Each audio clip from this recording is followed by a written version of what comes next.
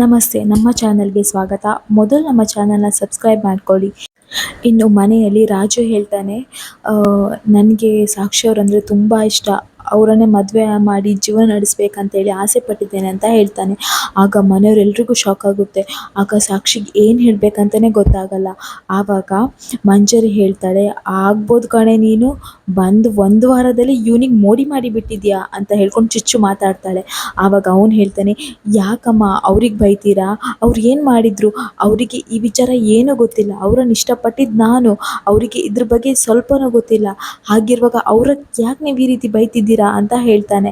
ಆಗ ಅವಳು ಹೇಳ್ತಾಳೆ, ಬಾಯಿ ಮುಚ್ಚಿ ಕುತ್ಕೋ, ನನಗೇನು ಗೊತ್ತಿಲ್ಲ ಅಂತ ಅಂದ್ಕೊಂಡಿದ್ದೆ, ನನಗೆ ಎಲ್ಲನೂ ಗೊತ್ತಿದೆ ಅಂತ ಹೇಳ್ತಾರೆ. ಇನ್ನು ಸಾಕ್ಷಿ ಏನೂ ಮಾತಾಡಲ್ಲ. ಸಾಕ್ಷಿ ಹೇಳ್ತಾರೆ, ಮಾವ ನಾನು ಆಫೀಸಿಗೆ ಹೋಗ್ತೇನೆ, ಲೇಟ್ ಆಗ್ತಿದೆ ಅಂತೇಳಿ ಆಫೀಸಿಗೆ ಹೋಗ್ತಾಳೆ. ಇನ್ನು ಮಂಜರಿ ಹೇಳ್ತಾಳೆ, ನೋಡಿದ್ಯಾ, ಅವಳು ನಿನ್ನ ಮಾತಿಗೆ ಕೇರೇ ಮಾಡಲಿಲ್ಲ ಅಂತ ಹೇಳ್ತಾಳೆ. ಇನ್ನು ಈ ಕಡೆ ಮಲ್ಲಿಕಾ, ಮನೀಶ್, ಇನ್ನು ಮಲ್ಲಿಕನ ಮಗಳು ಎಲ್ಲರೂ ಸೇರಿ ಪ್ಲ್ಯಾನ್ ಮಾಡ್ತಾಯಿರ್ತಾರೆ. ಇನ್ನು ನಿಕ್ಕಿ ಬರ್ತಾಳೆ. ಅವಳು ಬಂದು ಹೇಳ್ತಾಳೆ, ಏನು ಗೊತ್ತಾ ಬ್ರೋ, ನನಗೊಂದು ಪಾರ್ಟಿ ರೆಡಿ ಮಾಡಿಸು, ಏಕೆಂದರೆ ಇವತ್ತು ಆ ಸಾಕ್ಷಿ ಕೆಲಸ ಬಿಟ್ಟು ಹೋಗ್ತಾಳೆ ಅಂತ ಹೇಳ್ತಾರೆ. ಆಗ ಮಲ್ಲಿಕಾ ಹೇಳ್ತಾಳೆ, ಏನು ಗೋವಿಂದು ಏನಾದರೂ ನಿನಗೆ ಭವಿಷ್ಯ ಹೇಳಿದ್ನಾ? ಅವನು ಹೇಗೂ ಭವಿಷ್ಯ ಹೇಳ್ತಾನೆ, ನೀನು ಕೂಡ ಅವನ ಥರನೇ ಭವಿಷ್ಯ ಹೇಳೋಕ್ಕೆ ಶುರು ಮಾಡಿದ್ಯಾ? ನಿನಗೆ ಗೊತ್ತು ಅವಳು ಕೆಲಸ ಬಿಟ್ಟು ಹೋಗ್ತಾಳಂತ ಹೇಳ್ತಾಳೆ. ಆಗ ಅವಳು ಹೇಳ್ತಾಳೆ, ಏನು ಗೊತ್ತಾ, ಇವತ್ತು ಅವಳ ಬಗ್ಗೆ ಆಫೀಸ್ನಲ್ಲಿ ಎಲ್ಲರೂ ಗಾಸಿಪ್ ಮಾಡ್ತಾರೆ, ತುಂಬ ಕೆಟ್ಟದಾಗಿ ಮಾತಾಡ್ತಾರೆ, ಅವಳಿಗೆ ಅವಮಾನ ಮಾಡ್ತಾರೆ, ಹಾಗಾಗಿ ಅವಳಂತೂ ಕೆಲಸ ಬಿಟ್ಟು ಹೋಗ್ತಾಳೆ ಅಂತ ಹೇಳ್ತಾರೆ. ಆಗ ಮಲ್ಲಿಕಾ ಹೇಳ್ತಾಳೆ, ಶಬಾಷ್, ಇದನ್ನು ನೀನು ಮಾಡಲೇಬೇಕು. ಓಕೆ, ನಾನು ಕೂಡ ಅದೇ ಪ್ಲ್ಯಾನ್ ಮಾಡ್ತಾಯಿದ್ದೆ. ಮನೀಶ್ ನೋಡು, ಇವತ್ತು ಆಫೀಸಲ್ಲಿ ಎಲ್ಲರೂ ಕೂಡ ತುಂಬ ಕೆಟ್ಟದಾಗಿ ಮಾತಾಡ್ತಾರೆ ಅವಳ ಬಗ್ಗೆ, ಅವಳಾಗಿ ಅವಳ ಕೆಲಸ ಬಿಟ್ಟು ಹೋಗುವಾಗ ಆಗಲೇಬೇಕು, ಹಾಗೇ ಆಗುತ್ತೆ ನೋಡು ಅಂತ ಹೇಳ್ಕೊಂಡು ಅವ್ರ ಪಾಡಿಗೆ ತುಂಬಾ ಖುಷಿ ಪಡ್ತಾ ಇರ್ತಾರೆ.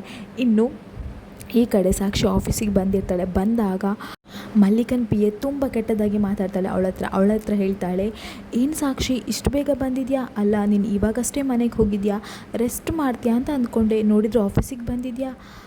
ಸಾಕ್ಷಿ, ರಾತ್ರಿಯೆಲ್ಲ ಹೇಗಿತ್ತು ಕೆಲಸ? ತುಂಬ ಚೆನ್ನಾಗಿತ್ತಾ? ಏನೆಲ್ಲ ಮಾಡಿದ್ರಿ ನೀವು? ಅಗ್ನಿ ಸರ್ ಅಂತಕೊಂಡು ತುಂಬ ಕೆಟ್ಟದಾಗಿ ಮಾತಾಡ್ತಾಳೆ. ಎಲ್ಲ ಕಲೀಗ್ಸ್ ಕೂಡ ಅವರನ್ನು ನೋಡ್ತಾನೆ ಇರ್ತಾರೆ. ಆಗ ಸಾಕ್ಷಿ ಫ್ರೆಂಡ್ ಹೇಳ್ತಾರೆ, ಮೇಡಮ್, ಯಾಕೆ ಮೇಡಮ್ ಅವ್ರ ಹತ್ರ ಈ ರೀತಿ ಮಾತಾಡ್ತಿದ್ದೀರಾ ಅಂತ ಹೇಳ್ತಾರೆ.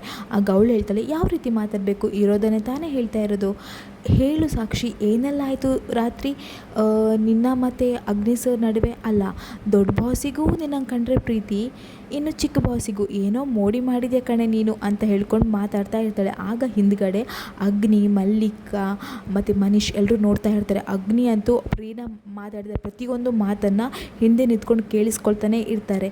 ಇನ್ನು ರೀನಾಗೆ ಅಗ್ನಿ ಬಂದಿರೋದು ಗೊತ್ತಿರೋದಿಲ್ಲ. ಇನ್ನು ರೀನಾ ಹೇಳ್ತಾಳೆ, ಹೇಳಿ ಸಾಕ್ಷಿ, ಆವಾಗದಿಂದ ಕೇಳ್ತಾನೆ ಇದ್ದೇನಲ್ಲ, ಏನೆಲ್ಲ ಆಯಿತು?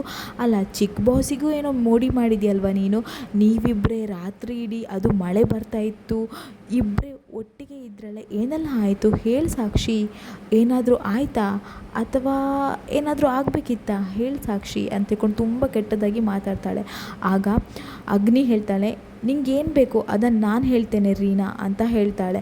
ಆವಾಗ ರೀನಂಗೆ ತುಂಬಾ ಶಾಕ್ ಆಗ್ತದೆ. ಇನ್ನು ಅಗ್ನಿ ಹೇಳ್ತಾನೆ, ಶಾಕ್ ಆಯಿತಾ?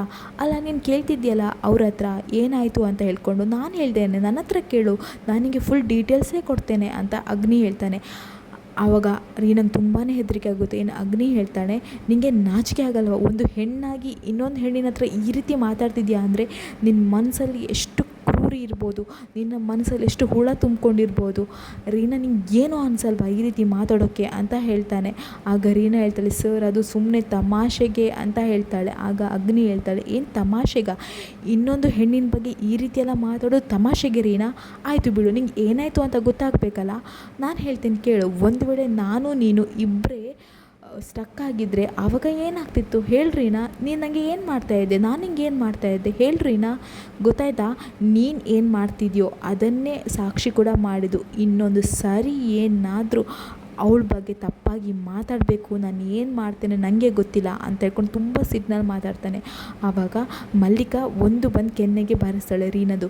ರೀನಾ, ನಾನು ಯಾವತ್ತೂ ಅಂದ್ಕೊಂಡಿರಲಿಲ್ಲ ನೀನು ಈ ರೀತಿ ಮಾಡ್ತೀಯ ಅಂತ ಹೇಳ್ಕೊಂಡು, ನೀನು ಈ ರೀತಿಯೆಲ್ಲ ವರ್ತನೆ ಮಾಡ್ಬೋದು ಅಂತ ಹೇಳ್ಕೊಂಡು ನಾನು ಎಣಿಸೇ ಇರಲಿಲ್ಲ ಹೇಳ್ಕೊಂಡು ತುಂಬ ಡ್ರಾಮಾ ಮಾಡ್ತಾಳೆ.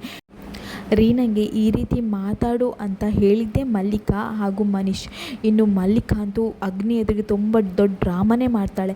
ಇನ್ನು ಮಲ್ಲಿಕಾ ಹೇಳ್ತಾಳೆ, ನೋಡ್ರಿನಾ, ಇದು ನಿನಗೆ ಲಾಸ್ಟ್ ವಾರ್ನಿಂಗ್. ಇನ್ನೇನಾದರೂ ಸಾಕ್ಷಿ ಬಗ್ಗೆ ಈ ರೀತಿ ಎಲ್ಲ ಮಾತಾಡಿದರೆ ನಾನಂತೂ ನಿನ್ನ ಸುಮ್ಮನೆ ಬಿಡಲ್ಲ. ಮೊದಲು ನನ್ನ ಕಣ್ಣಿಂದ ದೂರ ಹೋಗು, ನೀನು ಇಲ್ಲಿಂದ ತೊಲಗು ಅಂತ ಹೇಳ್ಕೊಂಡು ಅವಳನ್ನು ಓಡಿಸ್ತಾಳೆ.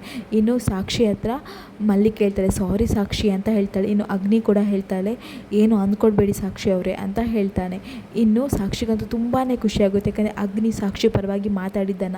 ಇನ್ನು ಈ ಕಡೆ ರಾಜು ಸಾಕ್ಷಿಯ ಮಾವನ ಹತ್ರ ಕೇಳ್ತಾ ಇರ್ತಾರೆ, ಸರ್ ಒಂದು ನಿಮಿಷ ನಿಲ್ಲಿ ಸರ್ ಅಂತ ಹೇಳ್ತಾರೆ. ಆಗ ಸಾಕ್ಷಿ ಮಾವ ಹೇಳ್ತಾರೆ, ಮಾತಾಡಬೇಡ ನೀನು. ಅಲ್ಲ, ಯಾಕೆ ನೀನು ಈ ರೀತಿ ಮಾಡ್ತಿದ್ಯಾ? ಆ ಸಾಕ್ಷಿಗೆ ಸಣ್ಣದಿಂದಲೂ ಅವಳು ಕಷ್ಟದ ಮೇಲೆ ಕಷ್ಟ ನೋಡಿಕೊಂಡೇ ಬಂದಿದ್ದಾಳೆ. ಪ್ರತಿಯೊಂದು ಹಂತದಲ್ಲಿ ಅವಳಿಗೆ ಕಷ್ಟನೇ ಆಗ್ತಿದೆ. ಇವಾಗೇನು ಒಂದು ಒಳ್ಳೆ ಕೆಲಸ ಸಿಕ್ಕಿ ಅವಳ ಜೀವನ ಸುಧಾರಿಸ್ತಿದೆ ಅನ್ನುವಾಗ ಅವಳೆದುರಿಗೆ ನೀನು ಈ ರೀತಿ ಮಾತಾಡಿದ್ಯಲ್ಲ, ಪಾಪ ಅವಳಿಗೆ ಎಷ್ಟು ಮುಜುಗರ ಆಗಿರಬೇಕು. ಒಂದ್ಸಲ ಯೋಚನೆ ಮಾಡಿದ್ಯಾ ನೀನು? ಈ ರೀತಿ ಮಾತಾಡೋದು ತಪ್ಪು ರಾಜು ನೀನು ಅಂತ ಹೇಳ್ತಾನೆ. ಆವಾಗ ಅವನು ಹೇಳ್ತಾನೆ, ನಂಗೆ ಗೊತ್ತಿದೆ ಅವ್ರಿಗೆ ಬೇಜಾರಾಗಿದೆ ಅಂತ, ಆದರೆ ನನ್ನ ಪ್ರೀತಿ ಸುಳ್ಳಲ್ಲ. ನನಗೆ ಅವ್ರನ್ನ ಮದುವೆ ಆಗಬೇಕನ್ನೋ ಇಷ್ಟ ಇದೆ, ಅದಕ್ಕೆ ನಾನು ಈ ರೀತಿ ಹೇಳಿದೆ. ನನ್ನಿಂದ ನಿಮಗೆ ಬೇಜಾರಾಗಿದೆ, ದಯವಿಟ್ಟು ಸಾರಿ ಅಂತ ಹೇಳ್ತಾನೆ. ಇನ್ನು ಅವನೇನು ಮಾತಾಡಲ್ಲ, ಅಲ್ಲಿಂದ ಹೋಗ್ತಾನೆ. ಇನ್ನು ಈ ಕಡೆ ಬಿಂದು ಮತ್ತು ಸಿಂಧು ಅದೇ ವಿಷಯದ ಬಗ್ಗೆ ಮಾತಾಡ್ತಾ ಇರ್ತಾರೆ. ಇನ್ನು ಬಿಂದು ಹೇಳ್ತಾರೆ, ಅಲ್ಲ ಕಣೆ, ಅವನು ನೋಡಿದರೆ ಪ್ರಪೋಸ್ ಮಾಡ್ದ, ಅವನು ಯಾಕೆ ಆ ರೀತಿ ಮಾಡಿದ್ನೋ. ಆದರೂ ಸಿಂಧು, ನಂಗೆ ಅವನ ಮೇಲೆ ಯಾಕೋ ಡೌಟೇ ಕಣೆ. ಅವ್ನು ಎಲ್ಲನೂ ಮುಚ್ಚಿಡ್ತಾನೆ, ಏನೋ ವಿಷಯ ಬಾಯ್ ಬಿಡಲ್ಲ, ಅವನು ಏನೋ ಮುಚ್ಚಿಡ್ತಿದ್ದಾನೆ ಕಣೆ ನಮ್ಮ ಹತ್ರ ಅಂತ ಹೇಳ್ತಾ ಇರ್ತಾರೆ. ಆಗ ಸಿಂಧು ಹೇಳ್ತಾಳೆ, ಹೌದು ಕಣೆ, ಆದರೂ ಅವ್ನು ಪ್ರಪೋಸ್ ಮಾಡಿದ ರೀತಿಯೇನೂ ನಂಗೆ ಇಷ್ಟ ಆಗಲಿಲ್ಲ. ಪ್ರಪೋಸ್ ಅಂದರೆ ಹೇಗೆ ಮಾಡಬೇಕು, ಆದರೆ ಅವನೇನೇ ಆ ರೀತಿ ಮಾಡ್ದ ಪ್ರಪೋಸ್ ಅಂತ ಹೇಳ್ತಾನೆ. ಇನ್ನು ಅವರಿಬ್ಬರು ಅವ್ರ ಬಗ್ಗೆನೇ ಮಾತಾಡ್ತಾ ಇರ್ತಾರೆ. ಅಷ್ಟರಲ್ಲಿ ಮಂಜರಿ ಬರ್ತಾರೆ. ಮಂಜರಿ ಬಂದು ಹೇಳ್ತಾರೆ, ನಿಮಗೇನು ಕೆಲಸ ಇಲ್ವಾ, ಯಾಕೆ ಅವನ ಬಗ್ಗೆ ಮಾತಾಡ್ತಿದ್ದೀರಾ ಅಂತ ಹೇಳ್ತಾಳೆ. ಆಗ ಸಿಂಧು ಹೇಳ್ತಾಳೆ, ಇವತ್ತು ಕಾಲೇಜ್ ರಜೆ ಅಮ್ಮ ಅಂತ ಹೇಳ್ತಾಳೆ. ಇನ್ನು ಬಿಂದು ಹೇಳ್ತಾಳೆ, ಇವತ್ತು ನನಗೆ ವರ್ಕ್ ಫ್ರಮ್ ಹೋಮ್ ಅಂತ ಹೇಳ್ತಾಳೆ. ಆಗ ಮಂಜರಿ ಹೇಳ್ತಾಳೆ, ಹೌದೌದು, ಅಲ್ಲ ನಿಮಗೆ ಬೇರೆಯವ್ರ ಬಗ್ಗೆ ಮಾತಾಡಿದ್ರೆ ಸಮಾಧಾನನೇ ಆಗಲ್ಲ, ಅವನ ಬಗ್ಗೆ ನೀವ್ಯಾಕೆ ಮಾತಾಡ್ತೀರಿ?